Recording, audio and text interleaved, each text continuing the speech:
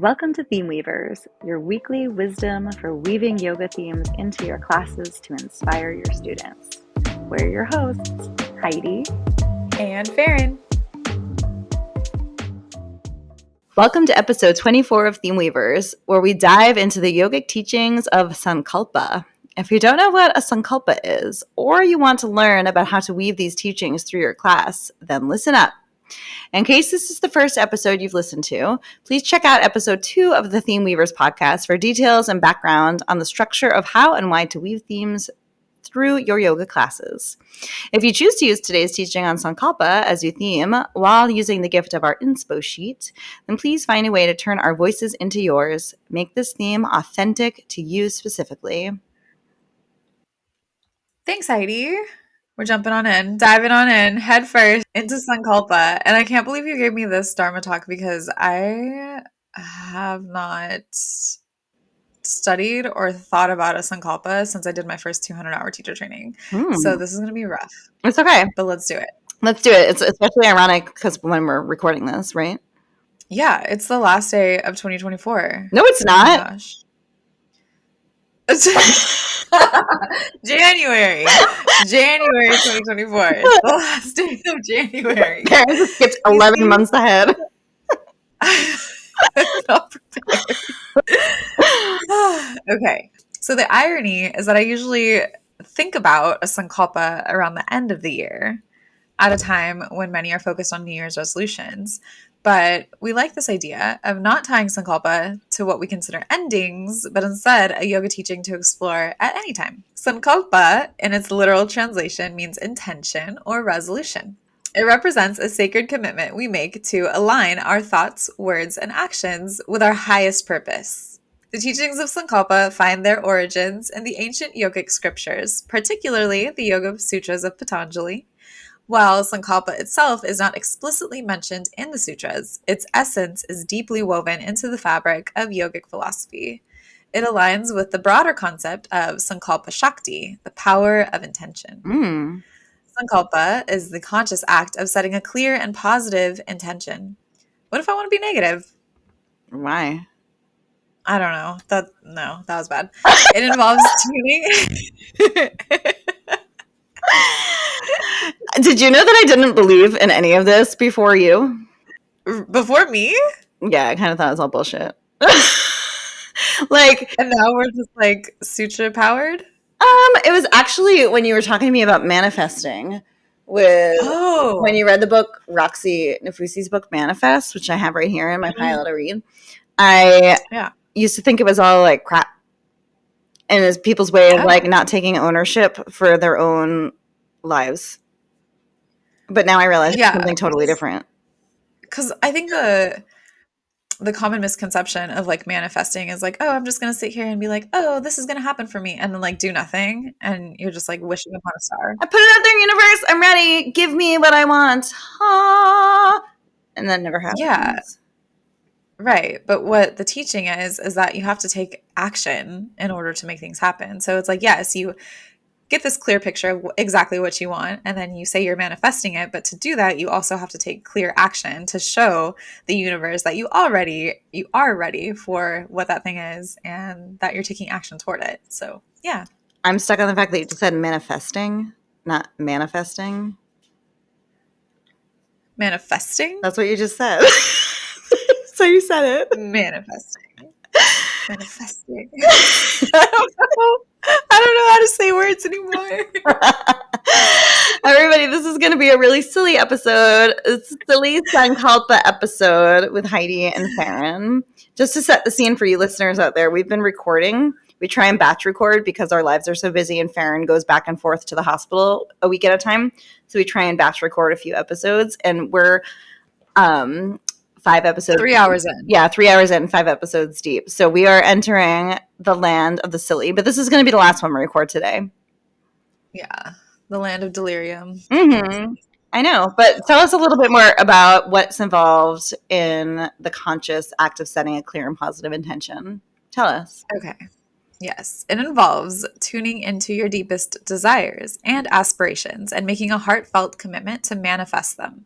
Again, that means take action. Mm-hmm. It's not a fleeting wish, but a firm resolve, like a seed planted in the fertile soil of your mind. You can't just like throw a seed in something and then just be like, oh yeah, okay, it's going to grow. Cool. Like, no, you have to freaking water that bitch. And weed the other things around it that are not helping support its growth. Yeah, exactly. It's such a good metaphor. That was really Yeah, good. you got to water it. You got to give it some sunshine. You got to take the weeds out, like help it grow. You You get a can't just like 10. expect it to freaking grow on its own. It's like a really good yoga theme. I love it. I'm going to teach this later tonight. Are you going to talk about exactly how we just said it? Like, take out those weeds, bitch. Yeah. Wait, did we actually say that or did I just think that in my head? I said water that bitch. So I expect a full Marco Polo video from you tonight letting me know how that landed. it's going to land great because people who take my classes, they know that I cuss in class. They know that like when I really mean something and I really want them to pay attention, I'm just like, listen up. This shit. And like, you know, other words, other bad words, but then they really listen. I love it. I love it. Cool. All right, bring me to the history. I want to know some history here. I love history. Historically, Sankalpa was practiced by yogis and sages to direct their energies towards spiritual growth and self-realization. They understood the transformative power of intention to align their actions with their spiritual path. And in our lives today, Sankalpa is still incredibly relevant. We always talk on the podcast about how our lives are filled with distractions and constant demands on our attention, and many of us struggle with a sense of purpose and direction. Sankalpa offers a solution. Imagine this. You set a clear intention to cultivate a healthier lifestyle. Your Sankalpa is to prioritize self-care, exercise, and nourishing food. By making this conscious commitment, you become more focused and determined to follow through on your goals. You align your actions with your deepest desires, overcoming the obstacles and distractions that may have derailed you in the past. So you're knocking out those weeds, right? However, the challenges of practicing Sankalpa are real. People want instant gratification and quick fixes. They want to just plant that seed and then boom, it's like a full-fledged tree. Like, no. They want to go to Home Depot and buy the already grown plants and pretend that they cultivated from the seed. They want like the finished product without ever putting in any of the work or the effort. It's like a magic purchase of the life that you want. And it doesn't work like that. No. It does not work like that. So, cultivating a heartfelt and enduring commitment can be challenging. We may struggle with self-doubt or external pressures that pull us away from our intentions, and we seem to want things to happen for us rather than doing the work to make them happen. That's true, Farron. And I feel like people love to make New Year's resolutions that never really come to fruition because they have this magical thinking, like, if I just wish for it, then it will happen. But it certainly does not work that way. If you start from the assumption that you aren't enough, then you are bound to fail. I feel like I should repeat that. If you start from the assumption that you aren't already enough, then you are bound to fail. You are already who you need to be in order to fulfill your specific dharma. By focusing your mind on your personal truth, you can live the life you are meant to live. A sankalpa should honor the deeper meaning of your life because failures, mistakes, misjudging, and the like are all part of the human experience. So having a strong sankalpa helps to harness your mind and to refocus you back to your true nature. It is what informs the inspired steps or actions required to fulfill your dharma. So yes, we get to practice Sankalpa. We get to. We don't have to. We get to. It's a privilege. Setting clear and positive intentions that we can do something about, with the key word being positive. Unlike Farron, who said negative at the beginning. That would not be a Sankalpa. That would be... I was just being curious. Were you, or were you just being disruptive? Probably.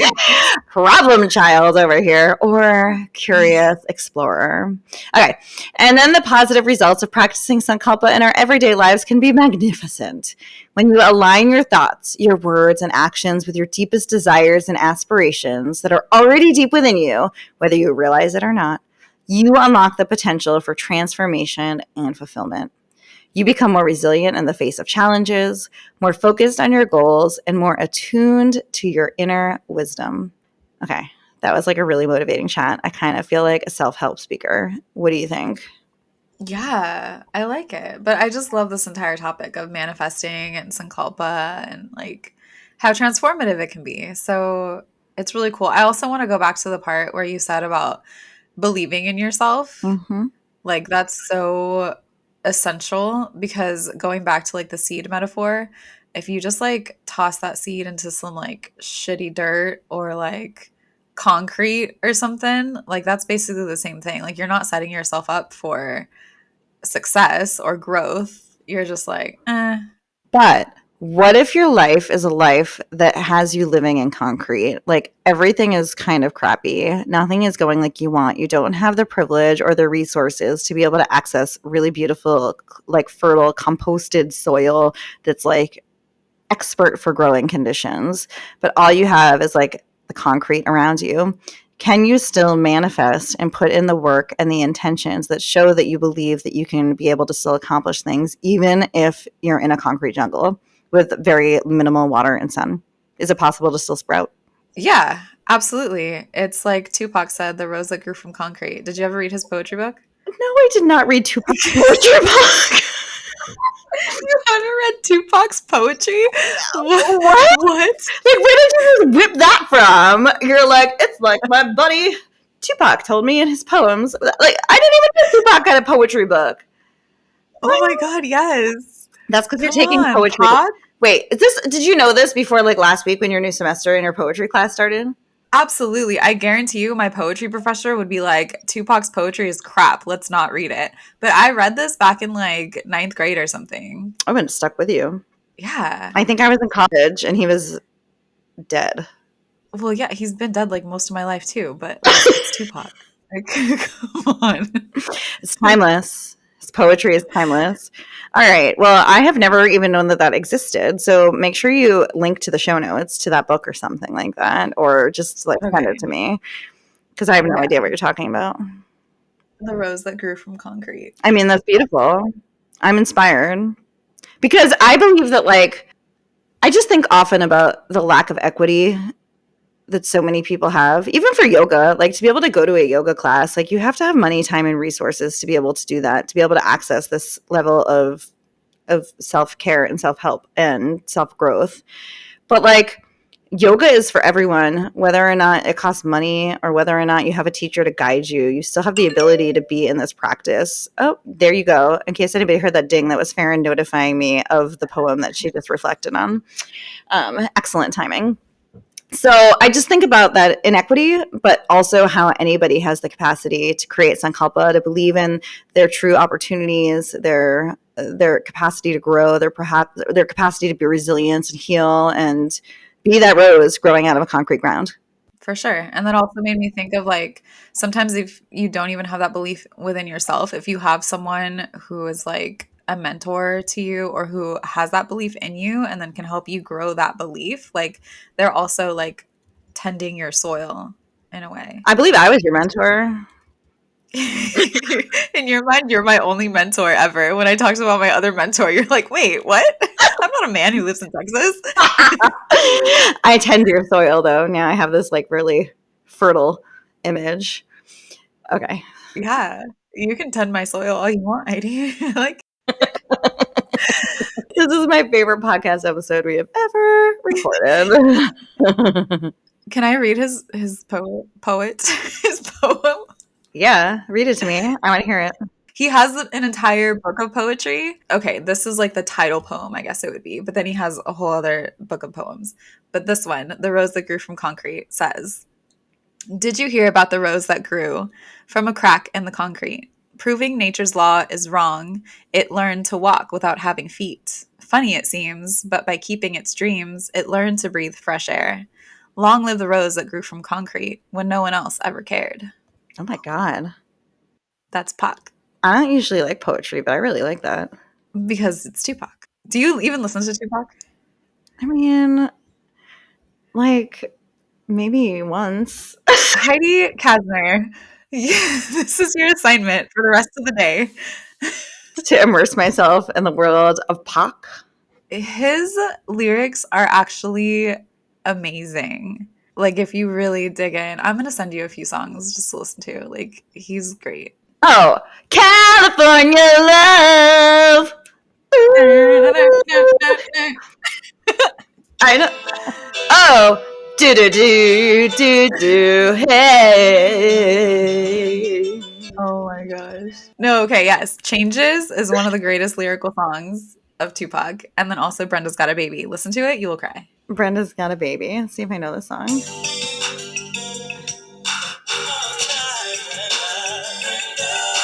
Brenda. No, I don't know that. I'll listen later. Okay. All right, we digress. We really did. I'm very curious if any of that's going to end up in this podcast episode when you do our editing. All right. So back to Sankalpas. So we finished our chat, and it's time to get into the class where we get the opportunity to discover our Sankalpa in a listening process. I would make my phrase that I say throughout class something like, well, now I want to be like, grow out of freaking concrete, but that was a change. But what is your purpose? Or like, are you practicing in alignment with your larger purpose? Are you practicing in alignment with your intention? What if you, sometimes I'll be at a yoga class and the teacher is like, let's set an intention for your practice, right? Like that's what they say. And I have no idea because I have no intention. My intention was to show up to class and have somebody tell me what my intention is. like I'm like not inspired. Sometimes I'm just not inspired and don't know. I just need to move my body to feel better. Then that's your intention. Move my body. Period. End of sentence. So then in your practice, are you living or are you practicing with that intention? Like, are you moving? What if you're holding me in chair pose for 5 minutes because that's what you want to do? I would bop. You bop I would bop. Yep. to Tupac? But no, for real. If that is my intention in class is to move and we're holding a chair pose, I'm bopping. Like I'm moving my hips left and right and I have my own song going on in my head. California love. I probably am because I freaking love California and I love my Tupac. I really like this theme and I hope that through all of the laughter and the tangents that you can realize that this can be a really impactful theme in your class. So I do love doing this class around the end of the year, but it's something that you can do at any time because it's always a good time to look deep into yourself and see what your purpose is and the next steps that you need to take to get there. So if it helps to get contrived dates like the new year to do this, then great. But you can teach about Sankalpa at any time because it's about our life's purpose and our soul mission. Soul mission. Do you know yours? Do you know the mission of your soul? Your dharma?